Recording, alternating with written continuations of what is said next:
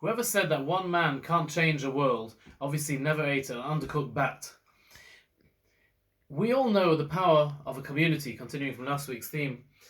We all know what it means to be part of a homogeneous whole. We all know what it means to be inspired by the power of a prayer of a community, by being inspired by the example of the people around us, to do chesed, to do kindness, by being part of something much bigger than ourselves. We know how we can be inspired by example. We know how we can benefit from the trappings of being in a huge community and being in a shul. We know the benefit, and we miss it so badly, being together and being able to have a minyan and kaddish of 10 people together. But we now have the opportunity to develop ourselves as individuals, as one person, to realize our own strengths, to actualize our own strengths, to realize our own individuality and uniqueness, and to develop a relationship with HaKadosh Baruch Hu like we never had before. I'll give you an example. You're at a wedding, and you've got a whole big crowd together, and they're all there to watch the chuppah, the ceremony, and the chassan and kala walk in, escorted by the tearful parents, and it's all very emotional. They walk up to the chuppah, and they're together there, and everyone is wishing and celebrating with them. You've got all different people, all different rabbis coming up and giving them brachas. They may hear a drasha, an inspirational drasha at the chuppah, and they're surrounded by love and by people and by their family and by their dear ones. But ultimately, that is not yet the wedding.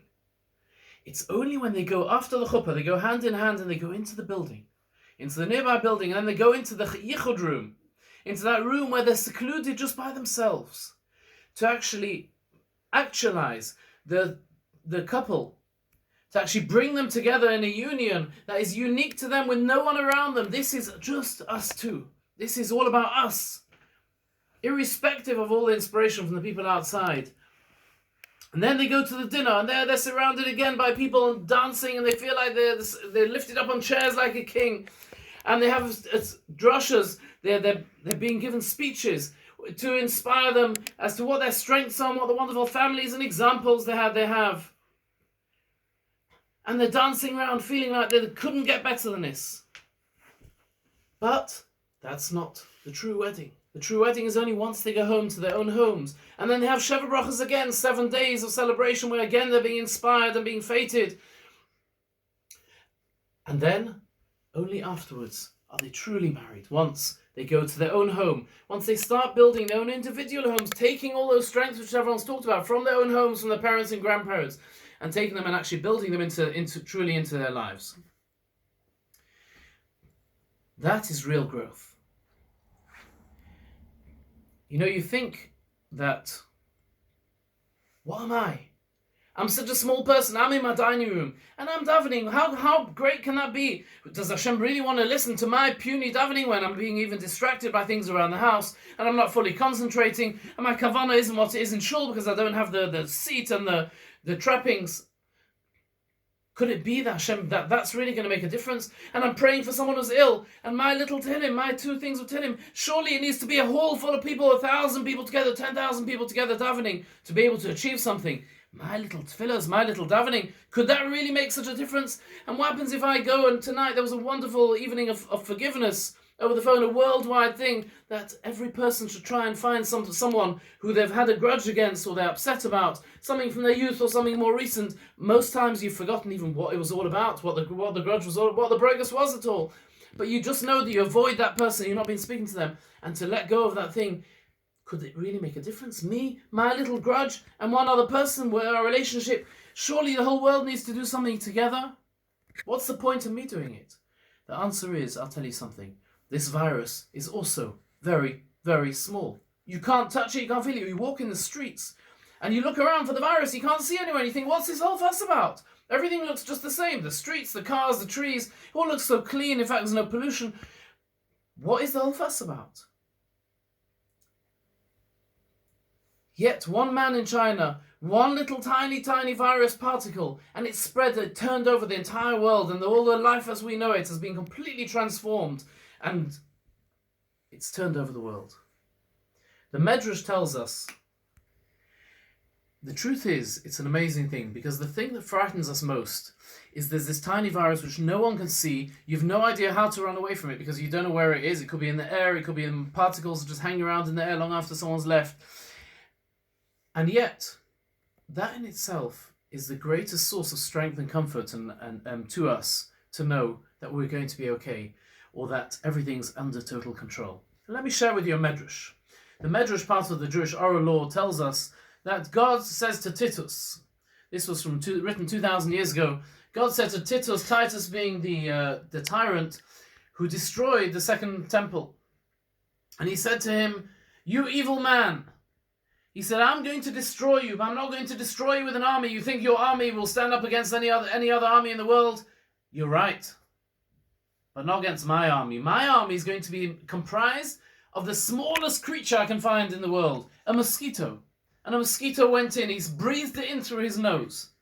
It went in, it went up, crawled up to his brain. There it grew and grew and grew and gave him terrible, terrible headaches for years, until finally he died from that mosquito in his brain, which ate from the brain material and became this huge, like a size of a bird.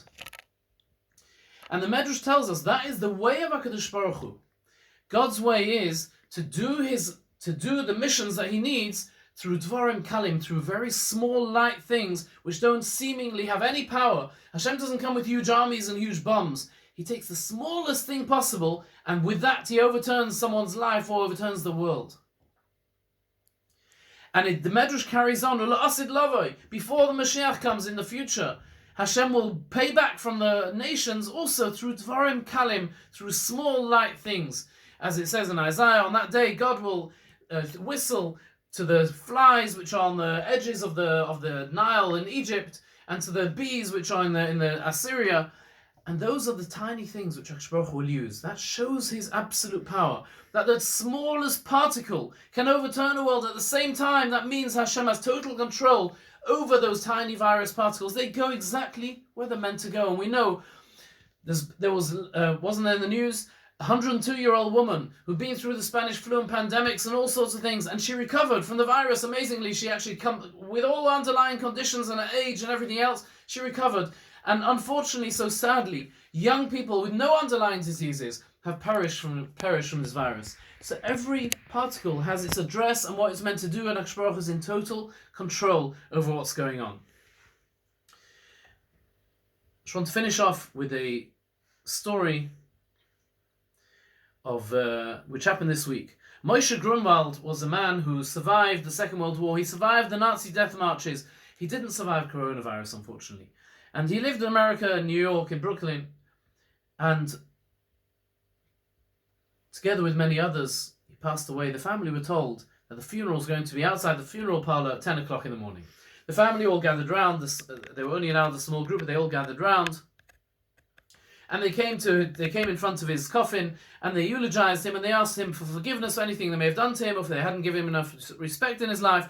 And then they stood back, and just then, the man came out from the funeral parlor, and he looked a bit confused, and he said, "1 second."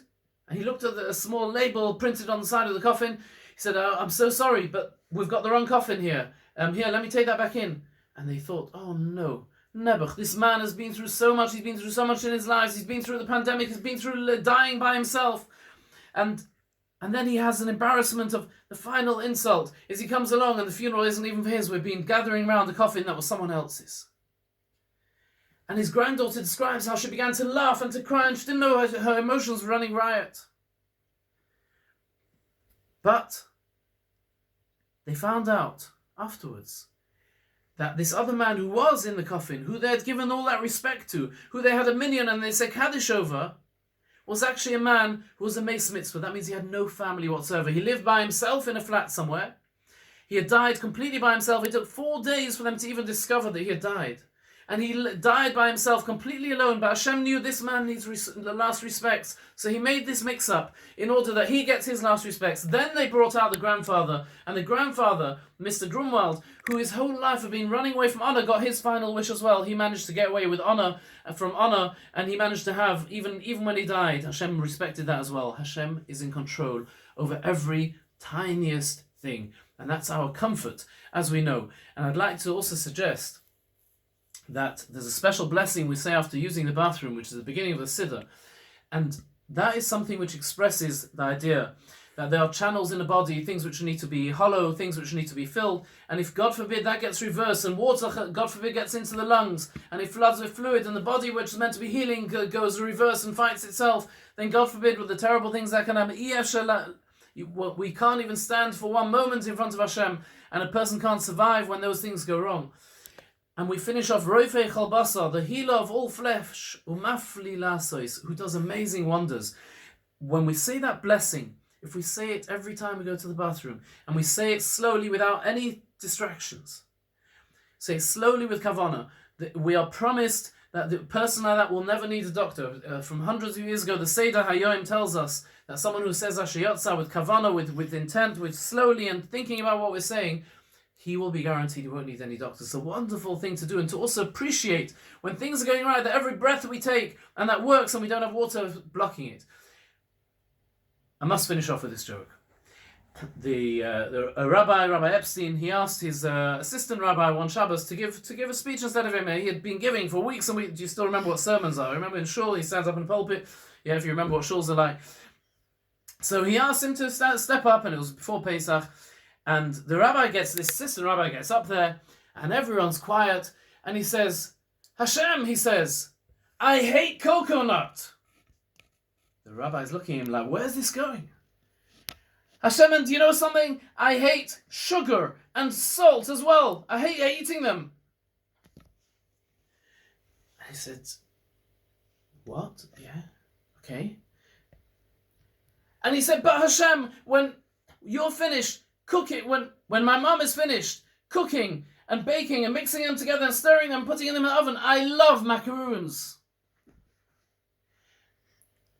Hashem gives us macaroons. There's been a maca plague. It's a plague which is very difficult for us to deal with. It's a plague which worries us and upsets us, and it's incredibly distressing what's going on. That's a maca. But ultimately we know, Hashem, that we might hate coconut by itself, might hate sugar and salt and a bit of this and eggs by themselves. But Hashem, we know that when you're finished mixing them all together, we don't have the span of the whole history to understand where Hashem's master plan is going forwards to incredibly much better things. And please God, we should soon be able to enjoy, instead rather than the macaroon. And please God, Eretz Hashem, we should see the good and merit to be in Yerushalayim already for this Pesach. Amen.